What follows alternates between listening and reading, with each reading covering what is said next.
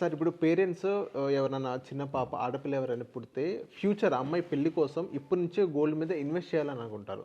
కానీ investments method అనేది ఎలా ప్లాన్ చేసుకోవాలి పెళ్లి టైంకి? So basic investments point of వ్యూలోకి వచ్చేసరికి 2-3 మెథడ్స్ ట్రెడిషనల్గా ఫాలో అవుతూ ఉంటాము. ఐదర్ కాయిన్స్ కొంటూ ఉంటారు, చాలామందికి కాయిన్స్ కొనే హ్యాబిట్ ఉంటుంది. ఎవ్రీ మంత్ 1 గ్రాము ఎంతో కొంత గోల్డ్ షాప్కి వెళ్ళి వాళ్ళ దగ్గర డబ్బులు ఉన్నప్పుడల్లా కొన్ని కాయిన్స్ని అక్యుములేట్ చేస్తూ ఉంటారు. లేదా కొంతమంది ఏంటి అంటే బిస్కెట్లు కొంటూ ఉంటారు.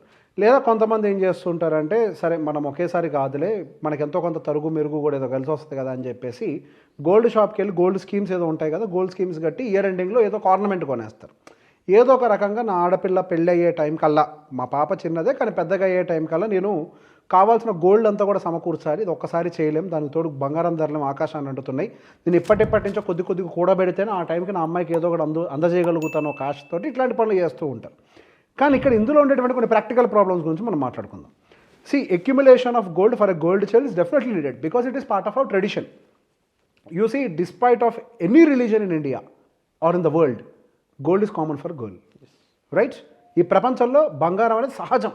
అది భారతదేశంలో డిస్పైట్ ఆఫ్ ఎనీ రిలీజన్ అందరూ గోల్డ్ వాడతారు. సో మ్యారేజ్ టైం కల్లా కావాల్సిన గోల్డ్ అక్యుములేట్ చేయాలని చెప్పేసి అందరికీ ఉంటుంది. కానీ ఆ గోల్డ్ అక్యుములేట్ చేసే విధానంలో చేసేటువంటి మిస్టేక్స్ వల్ల వాళ్ళు కొంత వెల్త్ని కోల్పోతూ ఉంటారు. ఫస్ట్ మిస్టేక్, చిన్నప్పటి నుంచే ఏదో ఒక ఆర్నమెంట్ చేయించేసుకుంటూ పెట్టుకుంటే పెద్ద అయ్యే టైంకి మనకు పెద్ద ప్రెషర్ ఉండదని చెప్పేసి ఆర్నమెంట్ చేయించే వాళ్ళు కొంత బ్యాచ్, అందరూ చేస్తున్నారు అనట్లే, మనకు 100% అంటే అందులో కొంత బ్యాచ్ అది ఉంటుంది. సో వాళ్ళ దగ్గర జరిగే మిస్టేక్ ఏంటి, ఈ వయసులో మీరు ఒక ఆర్నమెంట్ చేపిస్తే 25 ఏళ్ల తర్వాత నీ కూతురు ఆర్నమెంట్ వేసుకుంటుందని ఎవరు చెప్పారు? మోడల్ పాతది అవ్వచ్చు, పాడవ్వచ్చు, ఇంకేదైనా అవ్వచ్చు. రైట్?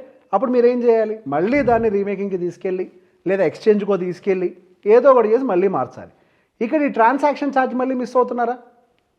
మళ్ళీ తరుగులు మెరుగులు మేకింగ్లు మళ్ళీ అన్నీ పడుతున్నాయా? 20-30% రైట్, మళ్ళీ పోతుందా? వెల్త్ పోగొట్టుకున్నారా? ఇంకొక ప్రాసెస్ ఉంటుంది. ఏది? ఇంకోటి వచ్చేసరికి కాయిన్స్ బిస్కెట్లు ఇవన్నీ అక్యుములేట్ చేయడం. ఇట్లా నేను ఆర్నమెంట్ కాదు, ఒకేసారి కాయిన్లు బిస్కెట్లు ఒకేసారి అన్నీ కలిపి నేను ఆర్నమెంట్ చేయించుకుంటానని మీరు ప్రిపేర్ అయ్యారా అనుకోండి, అసలు బిస్కెట్ ఎందుకు కొనాలి, కాయిన్ ఎందుకు కొనాలి? ఇన్వెస్ట్మెంట్ కోసం. ఎందుకు? మీరు ఇంకా వేరే ఆప్షన్స్ ఏం లేవా?